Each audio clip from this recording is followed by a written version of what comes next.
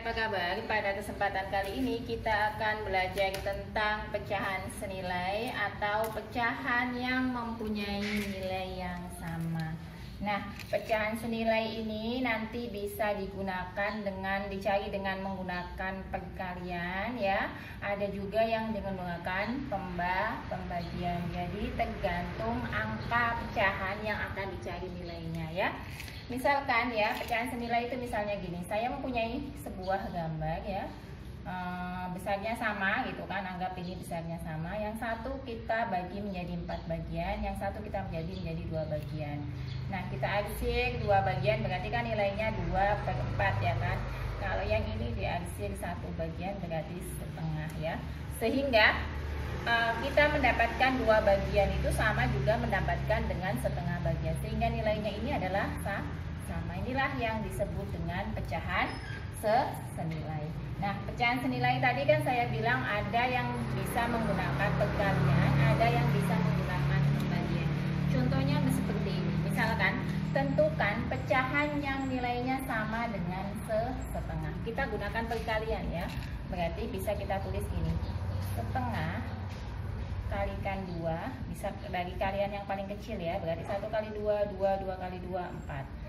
Setengah kita kalikan dengan 3, misalnya gitu ya.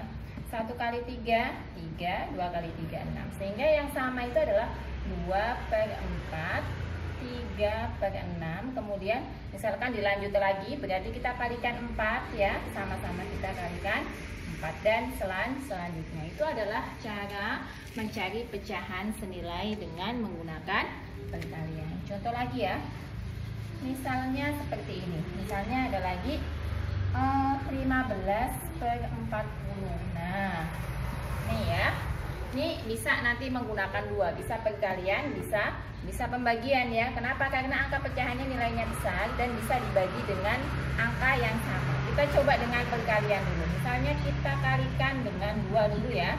15 kali 2 berarti 30. 40 kali 2 80. 15 kali 3 45. 40 kali 3 120 ya kan. 15 kali 4 60. 40 kali 4 160. Ini jika menggunakan perkalian. Tapi jika menggunakan pembagian, maka 15/40 kita cari angka yang bisa membagi kedua bilangan tersebut. Ternyata 15 dan 40 ini kan bisa kita bagi dengan menggunakan angka 5 ya. Nah, sehingga 15 kita bagi 5 adalah 3, 40 kita bagi 5 adalah 8. Jadi pecahan yang senilai dengan 15/40 itu bisa 30/80, 45/120, 60/160, atau nanti bisa juga dengan 3/8. Ini pecahan paling sederhananya ya. Ini nanti untuk pembaginya ini bisa menggunakan FPB biasanya seperti itu ya. Atau bisa dibagi 2 gitu, misalnya angkanya bisa dibagi 2. Nah, itu adalah dengan menggunakan pembagian. Itu cara mencari pecahan senilai dengan perkalian atau pembagian. Tapi ada juga soal yang bentuknya berbeda, mencari pecahan senilai tapi bentuknya berbeda. Misalnya gini ya, ada 3/9, kemudian di sini ada 6. 7/3. Kemudian di bawahnya ada 6 ya.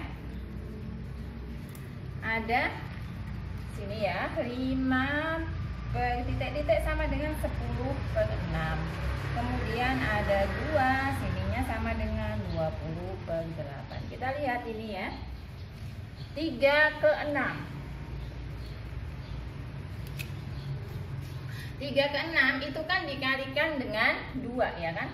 3 kali 2 sama dengan 6. Maka 9-nya sama, kita kalikan dengan 2, berarti 18. Sehingga pecahan yang senilai dengan 3/9 adalah 6/18. Artinya cari ini ke sini itu dikalikan berapa. Maka yang bawah juga sama penyebutnya, kita kalikan dengan yang sama ya. Kemudian 3 ini kan 7/3 sama dengan titik-titik per 6. Berarti di sini tadi kita cari dulu 3 kalikan berapa sama dengan 6? Kalikan 2. Maka 7-nya harus kita kalikan dengan 2.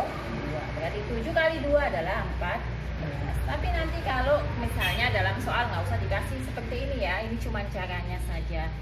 Lalu sekarang yang seperti ini ya. Yang 5 sebelah kirinya nggak diketahui kan. Ini tadi yang nggak diketahui sebelah kanan, yang sini sebelah kiri.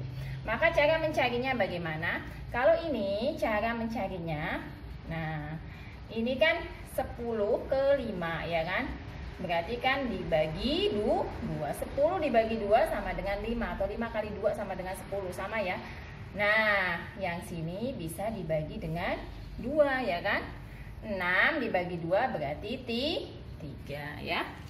Kemudian lagi nih 8 ke 2 berarti 8 dibagi berapa? 4 ya. 8 bagi 4 2, sehingga 20-nya harus kita bagi dengan 4. 20 kita bagi 4 adalah 5, sehingga pecahan yang senilai dengan 20 per 8 itu adalah 5 per 2. Jadi tadi kesimpulannya kalau soalnya seperti itu adalah apabila yang tidak diketahui adalah sebelah kanan, maka kita kalikan ya. Dan apabila yang tidak diketahui di sebelah kiri, maka ini kita bagi ya. Nah, kita bagi. Jadi yang kalau yang sebelah kanan kita kalikan, kita cari hasil kalinya pakai pengkalian berapa. Kalau yang sebelah kiri yang tidak diketahui, maka kita menggunakan pembagian. Jadi tadi pecahan senilai itu bisa dicari dengan pengkalian jika angkanya kecil ya.